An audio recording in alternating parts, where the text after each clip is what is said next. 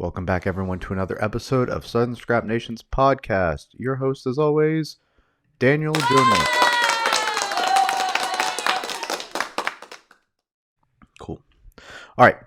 Welcome back, everyone, to another episode. Today, we're going to be going over UFC 301 in Rio, headlined by Alexandre Pantoja and Steve Erceg in the UFC flyweight division, followed by, before it is Jose Aldo coming back versus Jonathan Martinez in a bantamweight belt, or bantamweight fight, not bantamweight belt. Was supposed to be Dominic Cruz, so kind of seems weird that's why it kind of seems weird that he's fighting Jonathan Martinez in the co-main event of this 301 card. As much as it seems anticlimactic based off of UFC 300 and what everyone else's expectations of the next card is, we got to remember we got UFC International Fight Week, and on top of that, we're coming off of having one of the biggest cards in the past couple of years. So slim pickings, but we're here in Charlotte. It's about 11 o'clock in the morning, and we'll be getting into that in a second. But before we do, remember to drop a like and subscribe to the podcast on YouTube. I started uploading back on audio, so iTunes, SoundCloud, iTunes, Spotify, maybe Google Play, but I know iTunes and Spotify, so the major ones. And like I said, YouTube, like the video, please subscribe, helps. All right, let's get into it. Remember, Southern Scrap Nation, the gym, it is coming soon.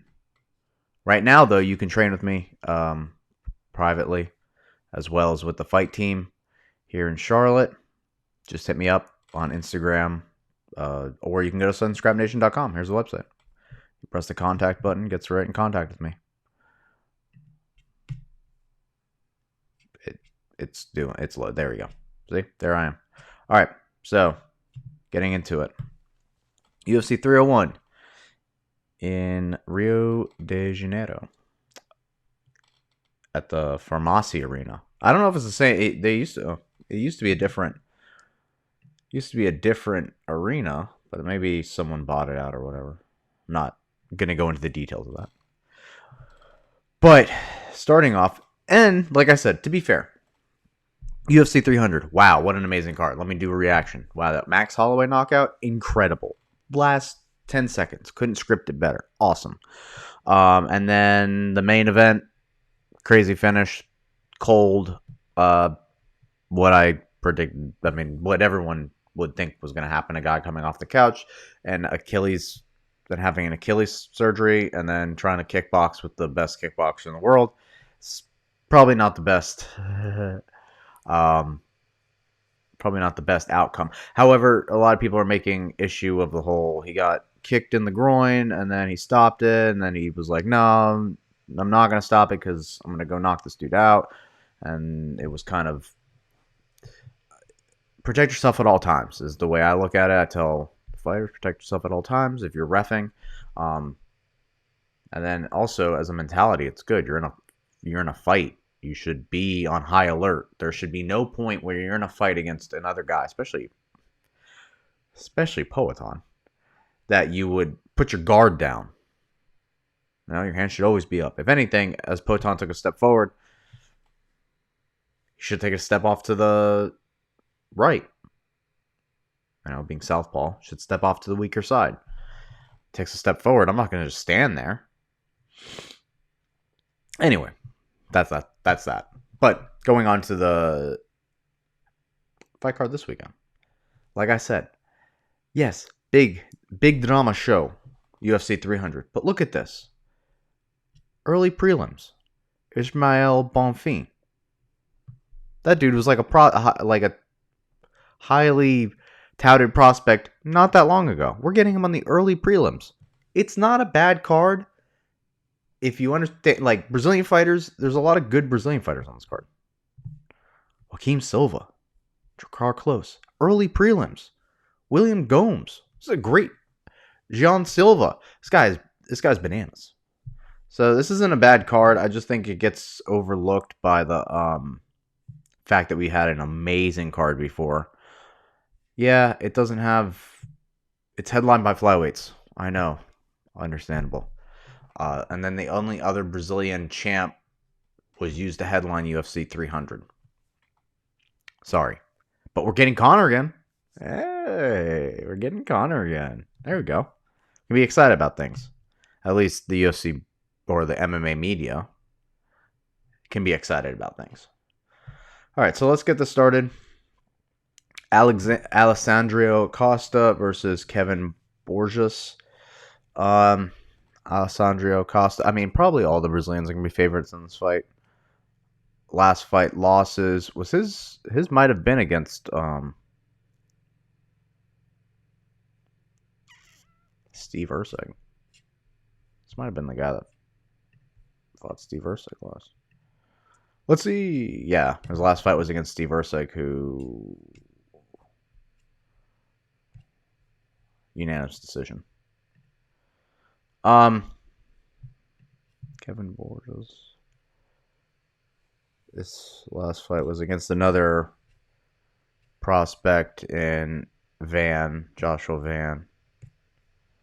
Who pretty dominant. I mean, they both lost in their last fight to guys that have a lot of not hype around them, but they're clearly blue chip prospects, and they got beat decisively.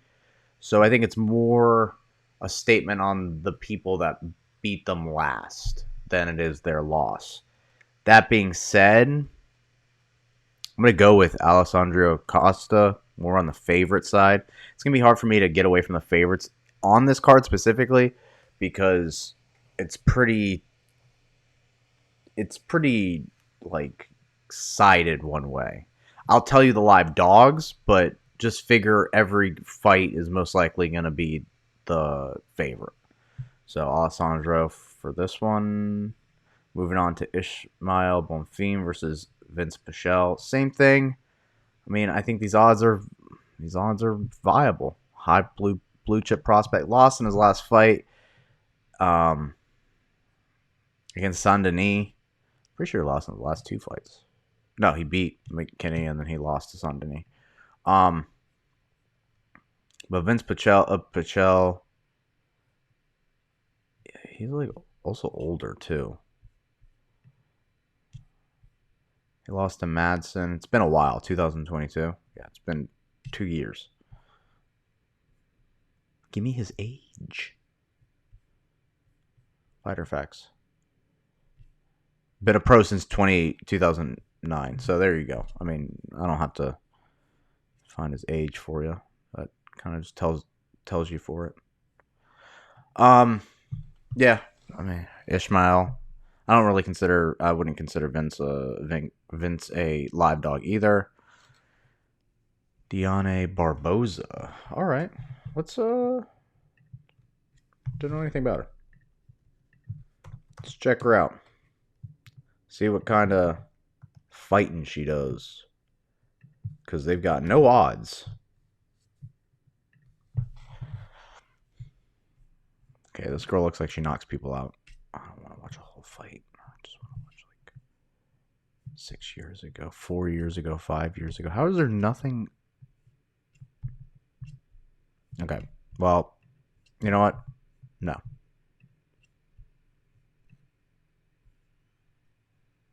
Debut 1-0. Okay.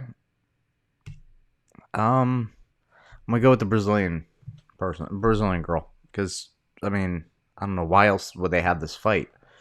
So the fight makes no sense. I mean, I guess, but even on the early prelims, this makes no sense. I don't know if that's actually their record, or if that's just like their UFC record, which doesn't make any sense. But they're saying it's this is like their debut. Their last fight was a debut. So now they're going to be so they're both 1-0. I mean, I don't even understand why this is on a UFC numbered card. I don't understand. I don't understand anything about this fight. Not even worth going over. Marcio Ruffy versus Jamie Malarkey. Last fight was a debut. I'm gonna say this one, Jamie Malarkey's a live dog. The reason being is the experience he has. This is Ruffy's. It's gonna be his debut on the big stage. I know he's Brazilian, so that kind of helps him with like the morale when he walks out there. But Malarkey's hard to put away. I mean, that being said, I know he lost to knockout by Nasser Happeras, but look, win. Let's do it. Let's see. Yes, let's go. Loss, or win, loss, win, loss, win. There we go. So I'm gonna go Jimmy Malarkey live dog for the. Is this capping off the early prelims? No, this one's capping off the early prelims. And then we got Joaquim Silva versus Jakar Close. There you go. Joaquim Silva is most known for that loss to Arman Saryukian, but his last win was against Clay Guida. So, I guess if it's he lost to Glenn. Who won this fight? It's not telling me.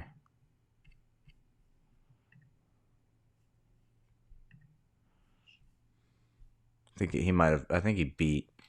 Pretty sure he beat Nasrat. Okay, so loss, win. Oh no, you can make an argument the way his. Yeah, I mean Drakar's a favorite. So, like I said, I'm gonna go with the favorites, even though in Brazil it makes sense he's a favorite. Drakar did get a win in his last fight by slam. He slammed Joe Selecki while Joe was attempting an armbar. Yeah, I'd go Drakar. Knockout. Why not? All right, to start off the prelims, you got Jean Silva versus William Gomes. It's kind of crazy that William Gomes is a live dog. I guess it would be considered a pick'em, right? Who the heck did he lose to? He's beaten everyone in the UFC.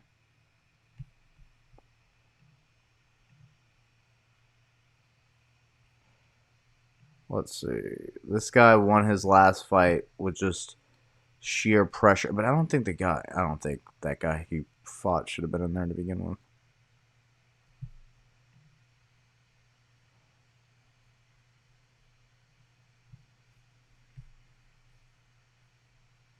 Yeah.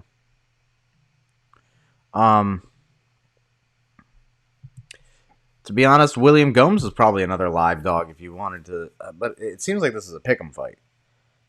The reason being is just this right here. 6 foot, 6 feet, 5'7", 73-inch reach, 69-inch reach. Featherweight. Yeah, I think this is a good fight for William Gomes. John Silva is very aggressive, but for 3 rounds, if William Gomes can stay on the outside and kind of just pick him apart like he normally does, it seems like a pretty easy. Because I don't think. Yeah, he's not. He's a 50.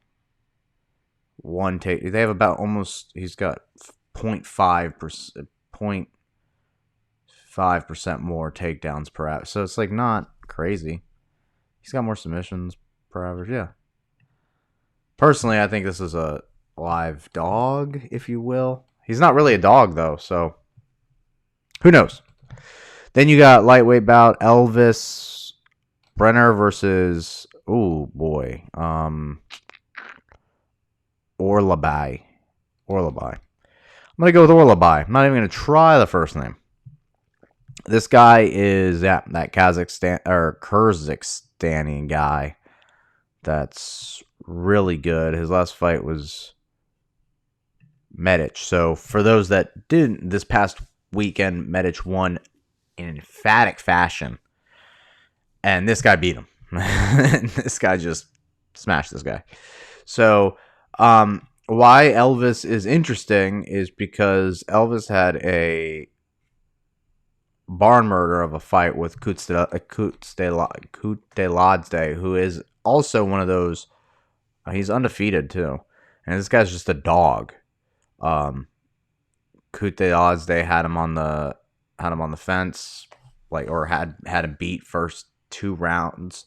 Third round goes in there and gets a knockout. I mean, guy was bleeding, everything bad. It's definitely going to be a unanimous decision for Kutsteladze, but this guy is just a dog.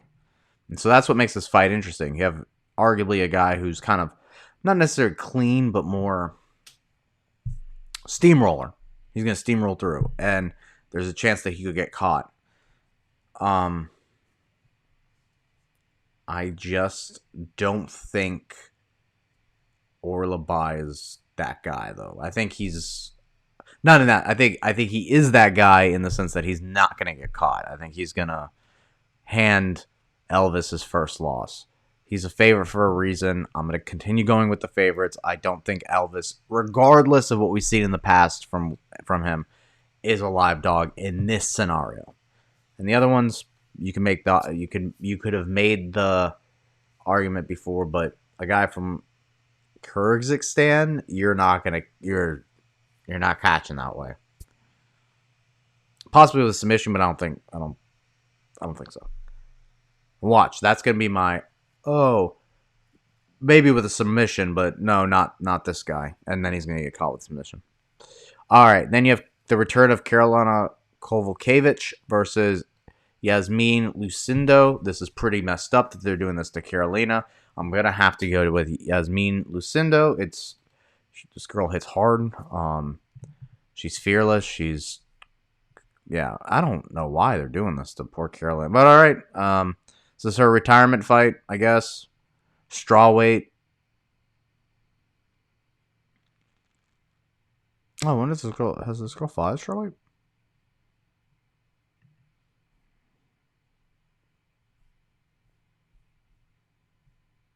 This must have been a strawweight. Yeah. So, Yasmin, got that. We'll move on. Stop. Jack Shore versus Yo Anderson Brito. Ooh, this is a tough one. Yo Anderson's the favorite. I don't know why. I guess Brazil, but I'm gonna go Jack Shore all the way. I'm still on the Jack Shore hype train. I think he's not a bantamweight anymore. In his last fight, he looked fantastic against Americani. His last fight was against Simone at bantamweight, and he was cutting and killing himself. But his last fight against Americani at featherweight, he looked fantastic. And so it's crazy. He's the underdog. They were like, this guy's gonna be the next GSP and stuff. Whereas Yo Anderson Brito, I mean, he's a finisher. That's why probably hits crazy. If Allegio got him to a decision and won, I don't see how Jack Shore doesn't do it. He's got better striking than Pierce. Not even in the same plane as a Wilson. I don't know who Alexandre is. Feely's fun to watch, but technically he's not got the same wrestling as Shore. So I think also credential. I just think like technically wise, he's better than a.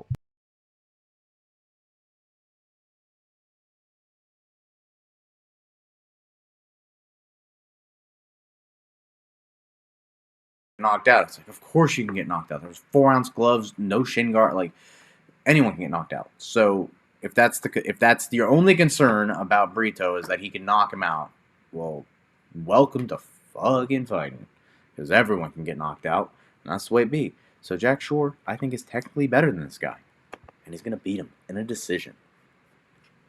Dog. I have more dogs than I thought I was gonna have this card. It's kind of crazy. All right, now we're going to the main card. Main card's kind of nice. Main card, we start with Kai Baralio versus Paul Craig. As far as main card goes, this has Fight of the Night on it, in my mind. You could actually...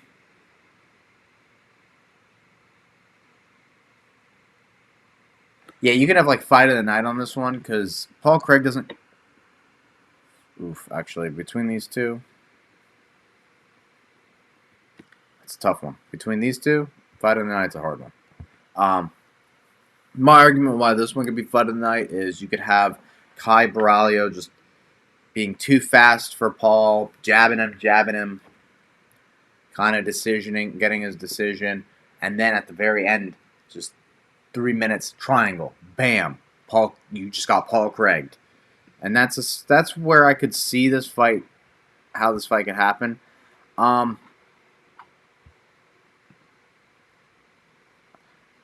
I'm not like a... He fights to win. I will say that. Kai Baralio fights to win. Paul Craig, he's had it kind of... I mean, the problem with Paul, it's... When I get into the talk about Anthony Smith, is the same kind of thing. I see their fights kind of similarly in the way of... Yeah, he moved down in weight. He's had a little bit of resurgence, but every year is just another year older and just another year slower. So the older he gets, and then you have a guy like Kai who's just going to stay on the outside jab, in and out movement. It's like, how long till you can't keep up with that? And it's hard for me to be like, Paul Craig by sneaky submission the more time goes on. So, obviously, Kai Baralio I have to win this, but in like a decision fashion. So, the minus 360 makes sense. But, I don't know. Get snacks. Michel Pereira versus Ior Potieria. This is a fun fight. Ior Potieria was supposed to fight Magomed pirate guy. The red-haired pirate guy. Supposed to fight him. He comes back. He at UFC International Fight Week. Instead, he's fighting on this card against Michel Pereira, which is a great fight. And Michel Pereira's he's back at middleweight. No, he was at welterweight. He's not at middleweight. I think it's a fun fight. I think Michel Pereira wins. He's going to come out and do some crazy dance routine. I think he's starting to find his own, and this one I have a little bit more. Actually, I'm going to going back to the Paul Craig thing, because he's getting up in age. I think this has more of a chance of being Fight of the Night. I think Ior Potieria is fun, but when he goes against a guy who can match him in the wildness, or the explosivity, he kind of gets outgunned. And I think he's going to get outgunned by Michel Pereira. Also, Michel Pereira fighting at home, and just the vibe for my TikTok people. Yeah, I just think that whole being in Brazil fighting, and also being able to outgun him, is going to be... And, man, Ior Potieria, people don't like him in Brazil. He kind of executed Shogun in front of everybody and then did some crazy dance on him. It's kind of messed up. So, Michel Pereira's doing this for Shogun. Just know that. There's a little bit more venom in his strikes. It's because it's for Shogun and for the Brazilian people. Next, you have Vitor Petrino versus Anthony Smith. Listen, man. Once again, the Paul Craig thing. The older Anthony Smith gets, the less he's going to be able to deal with people that are explosive. Petrino is fast, and he's going to left hook Larry Anthony Smith and all that shit. Anthony Smith talks about Pereira is going to be exposed right here in this fight. And I think Vitor Petrino is going to knock him out. Um, listen, man. I mean, listen. Your record is 37-19. Someone said this I forget who said this the other day. It's the same thing John Jones says. 19 other people beat this guy. I think a guy that's never been beaten and beaten 11 people has a pretty good statistical shot to beat this guy. And that's what I think it is. I don't know how. So, yeah. Just faster, stronger. Odds don't lie. I'm sure Anthony Smith feels super disrespected by that, but it's just nature. Now you have Jonathan Martinez versus the return of the King of Rio. Now, here's some fun things. The King of Rio returned pretty quickly without having to do any in the testing pool kind of thing. That's cool. Love it. No more USADA, so I don't have to do that he's got to be in the testing pool for this amount of time. Nope, fuck that shit. I don't have to worry about that. I can just come back. And he's going to be I'm going to go box after this, too. Whatever Jose's doing, whatever contract he's got, aspire to be Jose Aldo if you're a fighter. Because this guy's got freedom like no one's business in the UFC. In a very non-confrontational... I think he's had some issues before in the past, but whatever it is, it's gotten ironed out to the point where he can come back, he can leave. He's probably going to make a lot of money. He's co-main eventing Rio. It was supposed to be Dominic Cruz, so just imagine the hype behind that, a fight that we've never seen. So it's like super fights. He's coming back for super fights. Now, here's the stipulation probably. It was supposed to be Dominic Cruz. Now it's Jonathan Martinez. So Jose Aldo's contract probably said, if Dominic Cruz pulls out, which, knowing Dominic Cruz's past, wow, what a contingency. You're going to have to fight whoever we put in your way.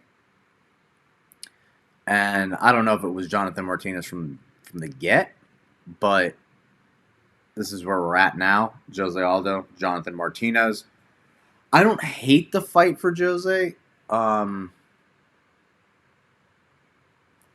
me check something.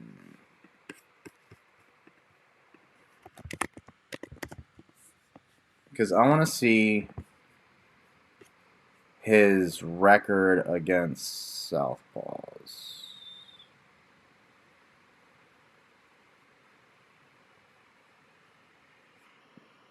So, in the most recent year. So his last, look at, 3-fight win streak against Rob Font, Pedro Munoz, Cheeto Vera. His only loss was to Marab, Jan, Mullen Murat, which you could argue he didn't lose that one. Ooh, wow, boom, boom. The only bad losses were Peter Jan. He fought Volkanovski. This man's goated. This is the only one I can think that's a southpaw is Conor McGregor.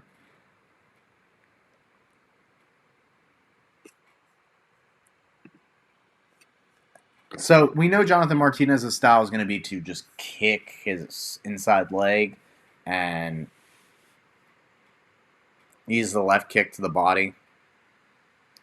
Now, this is where I think Jose Aldo's actually got a really good shot against Jonathan Martinez.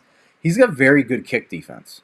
And I'm not saying Jonathan Martinez isn't good other places. I'm sure he's fine. He's arguably better than some of the bantamweights we saw when he was fighting early, Jeremy Stevens. I'm sure he's better on the ground.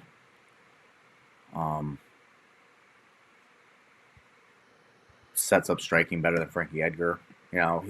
He's more well-rounded in a way. But where I think where you're going to see how good Jose is as far as like how deep he's in all the other sports like Muay Thai, boxing, like how much of a martial artist he is. I can see him blocking and checking those kicks and returning to the body. He does it. It's one of his. It's how he defends leg kicks. Is how he'll check and throw a cross hook to the body or throw a hook cross to the body, um, and then follow up with his boxing. And I think that's what we're gonna see. My concern with it is he's not the ring rust, but he's fought in boxing. But it is the ring rust. That's my only concern. Um, I'm never gonna vote. I'm never gonna like pick against Jose as far as yeah. He's when everyone had to watch Volkanovski get flatlined by Ilia Topuria. Just know there was a group of us that had to watch Jose get flatlined by Conor McGregor in 5 seconds. So the sport's brutal. Everyone's got their time, but I'm Team Jose on this one. I hope he comes back and wins by emphatic fashion and TKOs Jonathan Martinez and Rio. But I don't have the odds. The odds aren't up here, so can't tell me none. And then the only other one that I'm sure odds wise is Alexander Pantoja. But man, I'm going Astroboy. The main event, Alexander Pantoja versus Steve Erceg, Astroboy. Not even gonna. I mean, I'm gonna break it down, obviously, but I'm not even gonna like be long-winded about it. I have Steve Erceg winning this. This was a bad idea from Alexander Pantoja. If I was Alexander Pantoja, I would have given Mokaev that title shot just to shut him up after that Alex Perez fight. Seeing that Alex Perez fight, I'm going, this dude's overhyped. I'm going to submit him, call it a day. Steve Erceg, in my opinion's legit. He gave that, I mean, and I know it's exciting because it's, oh my God, it's Steve Erceg. Like, and I guess you're giving a nobody, you would be giving Mokaev a title shot, so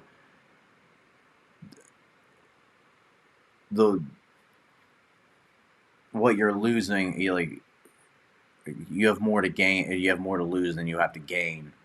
Whereas this one, you have more to. It's like not as much, I guess. But man, Steve Erceg is legit. I think what's going to happen is he's going to go in there, he's going to box out Alexander Pantoja at range. Alexandre is going to try to close distance. Steve's not going to let him, and maybe round 2 or 3, he knocks him out or TKOs him. I don't think Alexandre's like blitzing wild style is going to work on Steve. He's just his footwork's too technical. Small footsteps. He's also very dialed in. He does he's very like precise with his feet. It's not blitzing like Pantoja. So it's going to be a lot of just small angles, making him pay, not letting him get his hands around him, and rinse and repeat until the man goes down. And that belt is going back to Australia. So those are my picks. I'll go through them again so you guys can see. I have Alessandro Costa. I have Ismael Bonfim, Done Barsoa, Jamie Malarkey, Drakkar Close, William Gomes is a dog. I have him. I have Orlabai, Yasmin Lucindo, Jack Shore, Kai Borralio, Michel Pereira, Vitor Petrino, Jose Aldo, and Steve Erceg. Those are my picks. Remember to like and subscribe to the podcast. Drop a like. Make sure to drop a like to the podcast on YouTube. Hit that bell if you want to. Subscribe, please. Also, iTunes, Spotify. Catch me there. Audio only, if you're into that kind of thing. I know a lot of people are. A lot of people enjoy it. So I brought it back for you guys. I brought it back for the people. Now, don't forget, if you're in the Charlotte area and you want to train, Southern Scrap Nation, here you go. Website's really easy. Just type that in. You're there. And then, like I said, gym coming soon. Thank you all for tuning into the show. And until next time, I've been your host, Daniel Jonas. Peace.